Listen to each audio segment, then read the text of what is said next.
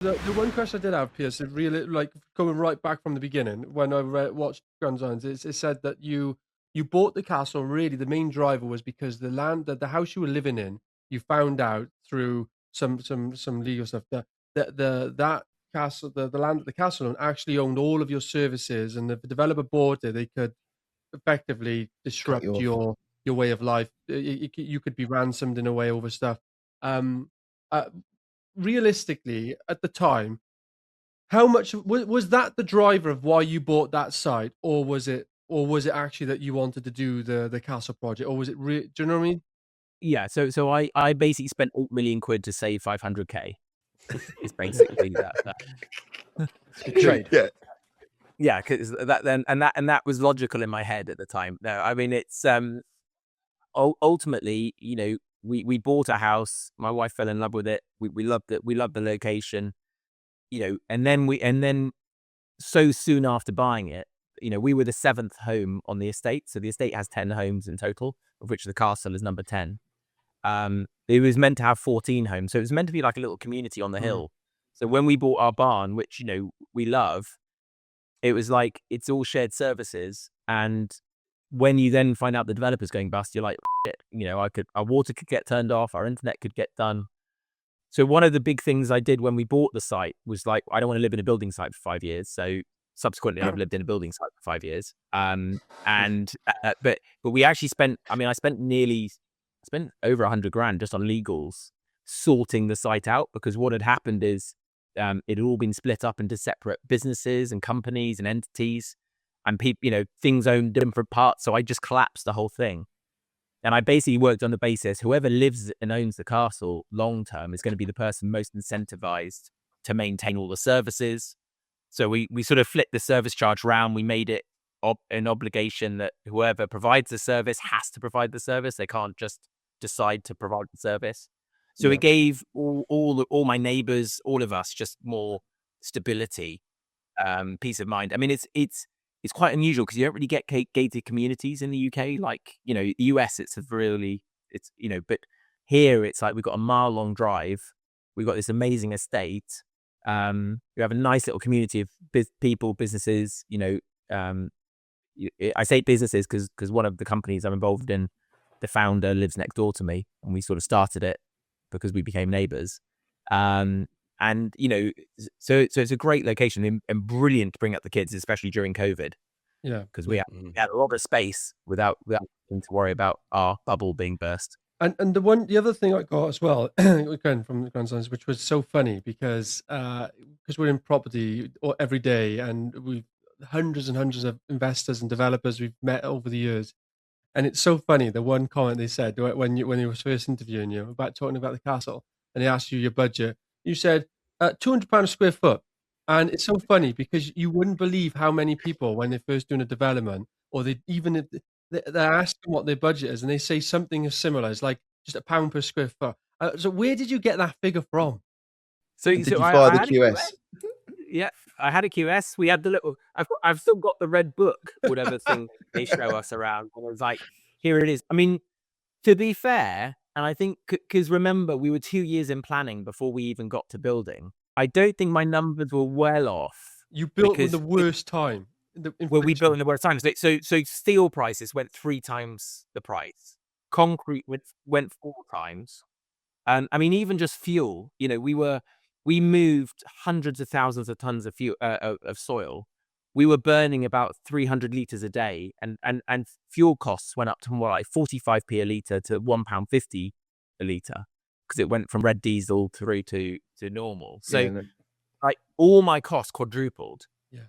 So actually, if you quadruple my budget, you're like, actually, I wasn't far off. Yeah. But it's No, Piers, the reason I said it because I fully agree with you. My business that's mad model, maths anyway. it's fine. My business model is a fixed price sale, and we was building in that period. And I was telling my investors, look, these costs have doubled. They've doubled. Some of them have tripled. That's why we're not making the money that I thought we were going to make. But we just got to get through this. It will come back. And sorry, I will ask one more question. I've got tons because I've literally I've got, but I'll move on. I won't hog it because the very next thing after that is all of a sudden we see basically yourself and and then a site manager that you quickly replace to as somebody who's never been a site manager, and it's like you're self-managing that massive project. I mean, was that the first like construction project you've ever managed? Self-man, why didn't you go to the main contractor? So my parents moved about 20 times in 30 years. So I've lived in Alaska, I've lived in Colorado, we've lived all the way across the Thames Valley. So we moved lots of times. And every time my parents moved house, they sort of did a property up, flipped it, rode the 80s and 90s of the housing market, and basically that subsidized their income and allowed to put us through school and all those sorts of things. But pretty much it was maxing out credit cards and then paying them off, and then maxing out credit cards and paying them off. So that was a cycle that I was familiar with. So when soon after coming here, I really, I had to finish property. So I built these two other houses before we built the castle. I also built a children's nursery because I had little people. So I was like, I know, I'll do that. So we built this glue lamb building from scratch, 10 minutes down the road. And then we had to build a business to go around it and support it. So it was a bit of a baptism of fire, sort of building those. And I went through a number of different contractors, developers in going through those processes. And I think the key thing is no one cares enough about something as you do. And it's not about controlling or owning it. And I did look at it as sort of a big contractor, but everyone was coming back with like huge numbers. And even if those numbers were probably realistic in terms of what the budget was, I couldn't afford it at the time. And I certainly couldn't have borrowed the money to afford it at the time. So I think part of sort of doing it more DIY was, one, I love learning about stuff. And, all the businesses I'm involved in, pretty much every business I go into, I don't know anything about it when I start it. And I think the naivety is probably one of the reasons why you do stuff. If you know too much about something, you don't do it. And you guys would all look at what I've done and go, no way would I touch that with a barge pole, because you've got enough knowledge and understanding to go, that's a stupid idea and it's not going to work. But that's the beauty about doing stuff when you don't know and you don't have that context. And if you've got enough conviction to actually make it happen, then it happens. It might ruin me doing it, but ultimately I don't give up.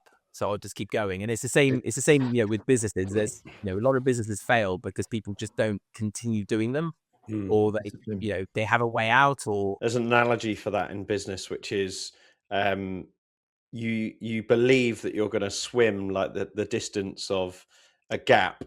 And when you get halfway, you realize that was as far as you thought it was, and it's too far, but it's the same distance to swim back as it is to just finish it off. Burn the bridges, keep going.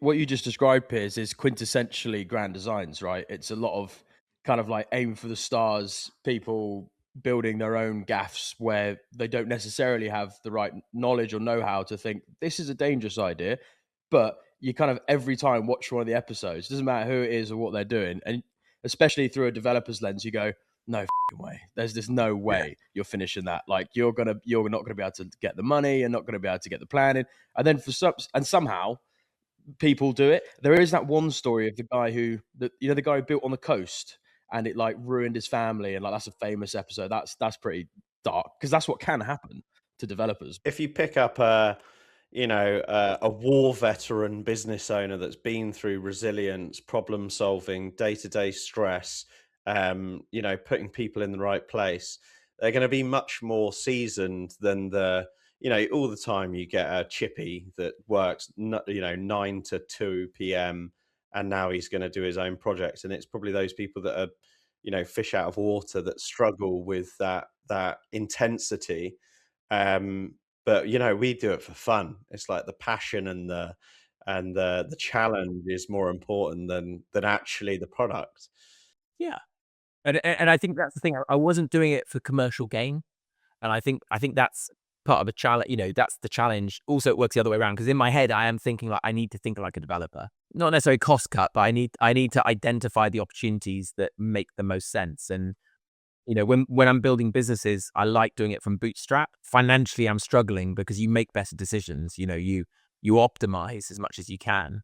And I think if someone had said to me like, "Here's 5 million quid," I'd have burnt 5 million quid doing it as fast having a budget and thinking, okay, I've only got 2 or 3 meant I had to work harder. And I'm still working really hard to make sure that we don't, we optimize as much as possible. Ultimately, I think it'll be a really good value building when it's finished. But, as Kevin said, it's small for a castle, very big for a house. Do you have any idea, like if the project was a balance sheet of like its worth, its costs?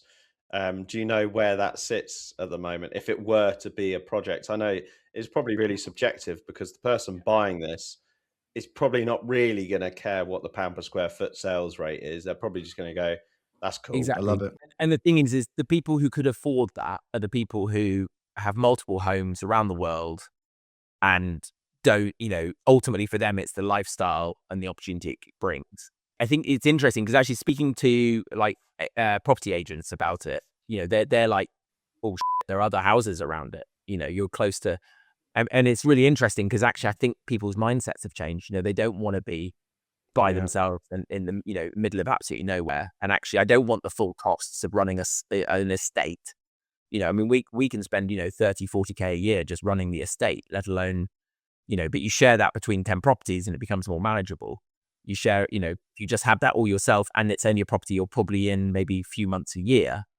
That's just ridiculous. You could agree like a CPO with the other houses. Like if I get a buyer for the castle and they want your house, I'll tell them it's 125% of its value. It's all or nothing. All of you have got to be in. Would you? Yeah. I'm sure I would take that. Some people are very emotional, aren't they, with their house? And like I say this with my wife. I'm not an emotional person with property. We know. Yeah, sometimes I mess around with my, but it's just because she thinks, oh, this is the house, this is where the memories are. Like she falls in love with places, and I'm like, I'd demolish this tomorrow. I think I said it to Ryan. We was walking through Edinburgh, and Ryan was gobsmacked. We were looking at these great buildings. He's like, oh, the architecture, isn't that lovely? I said, you know what, Ryan? If we demolish that building, we could build a block of flats for social housing, something along those lines. Sick bastard. Yeah, Yeah, absolutely.